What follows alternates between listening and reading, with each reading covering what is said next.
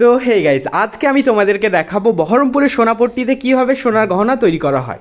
তো স্কিপ না করে পুরো ভিডিওটা শেষ পর্যন্ত দেখতে থাকো, তাহলেই সবটা বুঝতে পারবে। তোমরা তো জানো যে বহরমপুর থেকে বাড়ি আসার সময় সঞ্জু কাকু আমাকে পিক করতে গেছিলো। তো কাকুর সোনাপট্টিতে কিছু কাজ ছিল, বিকজ কাকুর এখানে সোনার দোকান আছে, তো সেখানে আমরা চলে গেছিলাম। তো অনেক অলিগলি দিয়ে রাস্তায় ঢুকে ঢুকে এইদিক ওইদিক করে আমরা ফাইনালি শেষমেশ ওই সোনাপট্টিতে পৌঁছে গেলাম। তারপরে ওপরে উঠে পড়ে এই যে মহাজনের ঘর, এখানেই সব সোনার গহনার অর্ডার দেওয়া সব কিছু তৈরি করা হয়। তো বহরমপুরের এই সোনাপট্টিতে সব ছোট ছোট দোকানে সোনার কাজ চলছিল। তো আমি তার মধ্যে একটাতে ঢুকে বসেছিলাম আর এসিতে হাওয়া খাচ্ছিলাম। আর কাকু এই তো মহাজনের সঙ্গে সোনার ব্যাপারে সব কথাবার্তা বলে নিচ্ছে।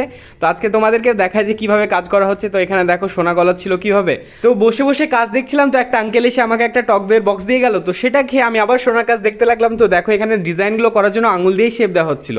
আর এই যে ডিজাইনের ওপরে কিসের ওপর রেখে এই কাজটা করছিল সেটা আমি জানি না, তোমরা জানলে আমাকে কমেন্টসে জানিও। আর এই যে শাখাতে যে সোনার পার্টসগুলো থাকে সেগুলোকে কীভাবে অ্যাটাচ করা হয় আর এইগুলো সাইজ শেপ কীভাবে তৈরি করা হয় সেটাও তোমরা দেখে নাও। তো আমি ওদের কাজ করা দেখে ভাবছিলাম যে এত ছোট ছোট পার্টসে সোনাগুলোকে কেটে রেখেছে, যদি একটা হারিয়ে যায় সেগুলো কীভাবে খুঁজে পায় ওরা। তো আমাকে ওরা বললো যে একটা হারায় না, সব ওইগুলোর মধ্যেই থাকে। তো ফাইনালি এখন কাজ করা ডান হয়ে গেছে। তো আবার দেখো ছোট ছোট কত গোললির মধ্যে দিয়ে জায়গাটা ছিল। তো ফাইনালি আমি ওখান থেকে বেরিয়ে এখন বাড়ি যেতে থাকি। আর তোমরা এরকম ভিডিওসের জন্য চ্যানেলটাকে সাবস্ক্রাইব করে একটা লাইক করে দিও গাইজ।